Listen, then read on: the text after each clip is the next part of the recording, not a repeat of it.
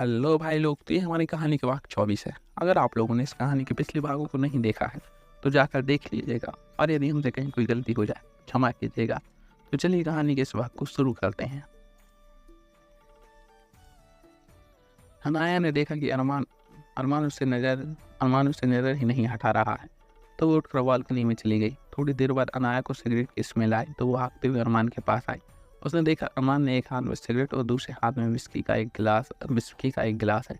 अनाया ने खासते हुए अरमान अरमान का ध्यान अपनी तरफ किया ताकि वो उसे देखकर ये सब छोड़ दे। अरमान ने एक बार नज़र उठाकर अनाया को देखा और फिर सिगरेट का कसवाने लगा। अरमान विस्की के गिलास को जैसे ही अपने होठों के करीब लाया, अनाया ने आकर वो गिलास उसके होठों से छीनकर वापस टेबल पर रख दिया। अरमान ने अनाया को देखा जो उसकी सिगरेट की तरफ देख रही थी। अरमान उसकी तरफ देखते हुए, नहीं, तुम ऐसा कुछ नहीं करोगी। अनाया गुस्से से, मैं क्या करना है, मुझे क्या करना है, आप करोगी जो आपको करना है। सिगरेट नीचे फेंकिए अभी के अभी। अरमान अब अनाया को थोड़ा परेशान करने के मूड में बोला, और ना फेंकू तो। ये बोलते हुए उसने सिगरेट अपने लेफ्ट हाथ में रखी। अनाया ने ये सुनकर गुस्से से अरमान के बेड पर आ गई और उसके हाथ से सिगरेट लेने की कोशिश करने लगी। अरमान अनाया को परेशान करने के लिए अपना हाथ आगे पीछे करता है। बहुत कोशिशों के बाद भी अनाया जब अरमान से सिगरेट हाथ में ना ले पाई तो अरमान के सामने आकर बैठ गई और लंबी सांसें लेने लगी। अरमान ये देखकर हंसता हुआ बोला, क्या हुआ, छोटे पैकेट ने इतनी जल्दी हार मान ली।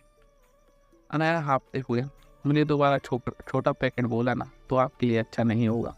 और किसने कहा मैंने हार मान ली, वो तुम बस मैं आपके हाथ को देखकर 2 मिनट का ब्रेक दिया है आपको। उसकी बात सुनकर अरमान अब और जोर से हंसने लगा। अनाया ने जब अरमान को मुस्कुराते हुए देखा तो वो भी बहुत खुश हो गई। अनाया अरमान को देखे जा रही थी। अरमान ने अनाया को देखकर उसके चेहरे के करीब जाकर चुटकी बजाकर उससे बोला, मुझे ताड़ना हो गया हो तो शुरू करें।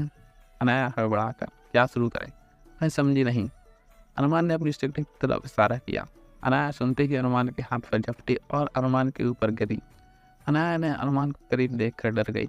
अनाया अरमान के ऊपर से उठने की कोशिश करने लगा, लेकिन वह बहुत कोशिशों के बाद भी उसके ऊपर से नहीं उठ पाई। अरमान ने अपने हाथों से सिगरेट गिरा दी और अनाया की कमर को पकड़ते हुए उसे अपने ऊपर उठाया। अरमान के छूते ही अनाया बर्फ की तरह जम गई। जब अरमान ने उसे कमर का पकड़ा तब जाने क्यों उसकी आंखें अपने आप बंद हो गई। अरमान ने जब अनाया की आंखें बंद देखी तो उससे रुका नहीं गया और उसने अनाया के करीब गया और अनाया के चेहरे पर आते हुए बालों को अपने हाथों से हटाने लगा। अनाया अब अपनी आंखें बंद करते हुए अरमान के छूने का एहसास महसूस कर रही थी। अरमान अनाया के करीब गया और उसके बातें को चूमते हुए बोला, बेइंतहा मोहब्बत है तुमसे जो कभी खत्म नहीं होगी। यह सुनकर अनाया ने अपनी आंखें खोली तो उसने देखा अरमान उसके बहुत करीब बैठा उसे ही देख रहा था। वो हड़बड़ा कर अरमान के बेड से उठकर बोली, आपको भूख लगी होगी, मैं खाना लेकर आती हूँ नीचे से। क्या कहकर अनाया अपनी कमरे से बाहर जाते हुए मुड़ती है, तभी अरमान उसे बोलता है, ये मेरी बात का जवाब नहीं है। अनाया उसे देखते हुए, कुछ सवालों के जवाब नहीं होते मिस्टर मलिक। ये कहकर अनाया नीचे बनी किचन में चली गई। अनाया जब नीचे गई तो उसने देखा सविन्या किसी से फोन पर बात करते हुए रो रही है। करीब जाकर अनाया ने सविन्या के कंधे पर हाथ रखा। सविन्या ने अनाया को देखकर फोन काट दिया। आंसू पोंछते हुए बोली, तुम कब आई। अनाया उसके पास बैठकर, जब तुम रो रही थी, क्या हुआ, तुम ठीक हो ना। सविन्या, सच कहूँ तो भाई की टेंशन हो रही है। अनाया, मिस्टर मलिक अब ठीक है, तुम टेंशन मत लो, वो जल्दी ठीक हो जाएंगे। सविन्या, हम जानती हूँ, छोड़ो ये सब बातें, बताओ खाना खाया तुमने। अनाया, मुझे भूख नहीं है, मैं तो बस मिस्टर मलिक के लिए खाना लेने आई थी।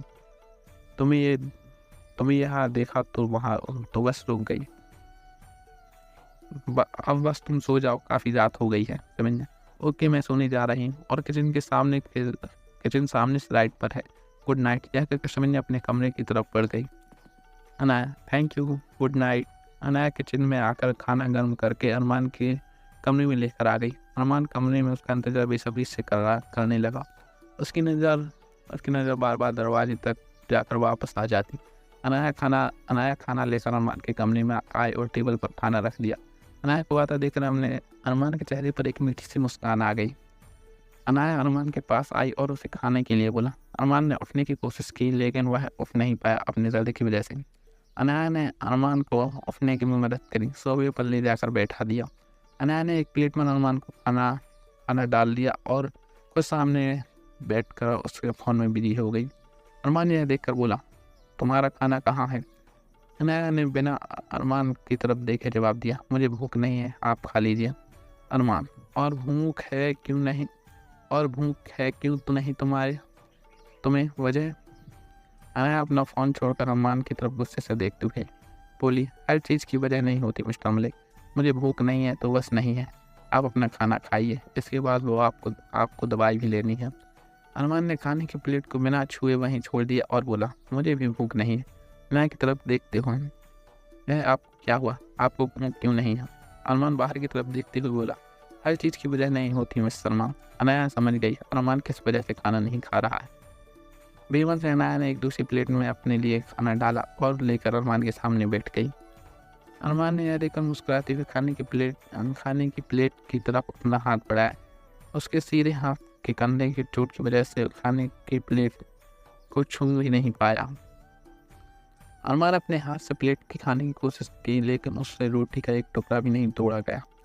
अनाया ने जब इन सब चीज़ों को देख रही थी, वह अपनी जगह से उठी और अरमान के साथ बैठ गई। अनाया ने प्लेट उठाई और रोटी का एक निवाला तोड़कर अरमान को खिलाया। खाना खाते वक्त अरमान ने जो अपनापन महसूस किया वो उसके लिए बहुत अजीब था। अरमान ने इशारे से अनाया को भी खाने के लिए कहा। अनाया ने नाम से हिलाया और अपने हाथों से निवाला अरमान की तरफ बढ़ाया। अरमान ने अपना मुंह साइड में करके कहा, पहले तुम खाओ। अनाया अरमान से बच्चों से जिद देख कर हम बड़बड़ाए, क्या मुसीबत है, मतलब हद है यार, खाने का मन ना हो लेकिन इन जनाब के लिए फिर भी खाओ। पता नहीं पिछले जन्म में किस भाई को भगा के ले गई थी, जो अब ये देखना पड़ रहा है। हे महादेव बचा लो मुझे, पूरे 21 रुपये का प्रसाद चढ़ाऊंगी, बस इस मुसीबत और इस इंसान से मुझे दूर रखना। अरमान अनाया को यूँ बड़बड़ाते देख कर बोला, तुम्हारी भगवान से शिकायत पूरी हो गई हो तो खाना खा लो और मुझे भी खिलाओ। अनाया गुस्से में अपनी प्लेट से एक निवाला उठाकर अपने मुंह में रखती है। अरमान उसके पास बैठकर उसे देखकर सोचता है, इतनी नफरत भी है मुझसे और खाना भी अपने हाथों से ही खिलाना है, तुम्हें समझना तो मेरे बस की बात नहीं। अनाया ने भी मन से जल्दी से एक रोटी किसी तरह अपने गले के नीचे उतारी। अरमान को खाना खिलाने के लिए जैसे ही अनाया ने अपने हाथ बढ़ाए तो अरमान ने उसकी कलाई पकड़ते हुए कहा, मेरा पेट भर गया। अनाया हैरानी से, इतनी जल्दी? अरमान मुस्कुराती हुई, तुमने जो खिलाया था। यह कहकर अरमान उसका हाथ छोड़ देता है और उठकर वॉशरूम की तरफ बढ़ गया। अनाया अरमान की बातों पर मुस्कुराती हुई नीचे चली जाती है। अनाया जब वापस लौटी तो उसने देखा अरमान बालकनी में खड़ा था। अनाया को आता देख अरमान अनाया से बोला, तुम्हारे कपड़ों पर खून लगा हुआ है, सिमिलिया ने तुम्हें कपड़े ढीले होंगे, तुम मेरी टी शर्ट पहन सकती हो। अनाया, नहीं मैं ऐसे ही ठीक हूँ, सुबह घर जाकर चेंज कर लूँगी। अरमान उसके पास आकर, चेंज कर लो, फ्रेश होकर थोड़ी देर सो जाओ, नींद अच्छी आएगी। अनाया अरमान की टी शर्ट जो अरमान ने निकाल कर बेड पर रखी थी उसे लेकर बाथरूम की तरफ बढ़ गई। अरमान बालकनी में खड़ा होकर आज जो कुछ हुआ उसके बारे में सोचने लगा। उसने सोचा एक बार अनाया और अमित से इस बारे में बैठकर बात करनी चाहिए ताकि उन्हें कोई परेशानी ना हो। 15 मिनट बाद अनाया बाथरूम से बाहर निकल कर आई। अरमान की नज़र उस पर पड़ी तो वह देखता ही रह गया। नीले रंग की टी शर्ट जो अनाया को घुटनों के नीचे तक आ रही थी।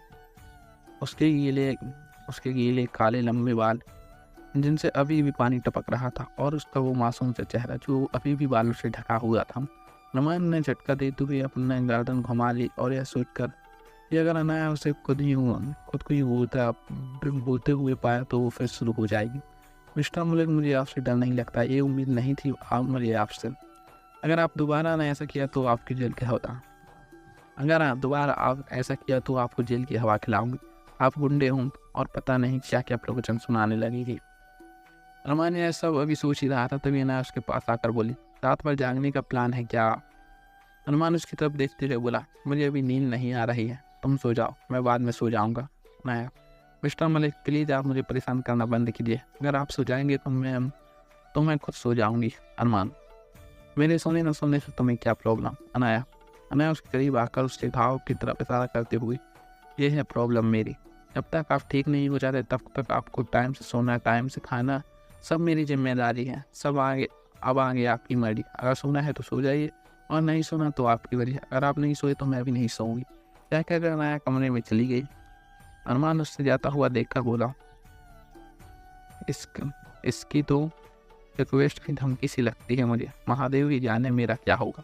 ऐसा सोचकर अरमान अपने कमरे में आकर अपने बेड पर सो गया। अनाया ने उसे दवाइयाँ खिलाई। उसकी नज़र दीवार की घड़ी पर डाली जो 4 बजे का इशारा कर रही थी। अरमान ने देखा अनाया की आंखों में नींद थी। अरमान मुझे नींद आ रही है, मुझे सोना है।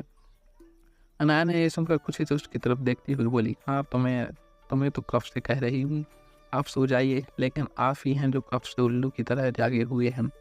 अरमान मुस्कुराते हुए, हाँ मुझे भी लगता है मुझे अब सो जाना चाहिए, लेकिन तुम कहाँ सोओगी। अनाया सोफे की तरफ इशारा करती हुई बोली, उस सोफे पर। यहीं पर हमारी कहानी के इस बार का अंत होता है। अगर आप लोगों को हमारी कहानी अच्छी लग रही हो वीडियो को लाइक करके चैनल को सब्सक्राइब कर दीजिएगा। मिलते हैं नेक्स्ट वीडियो में।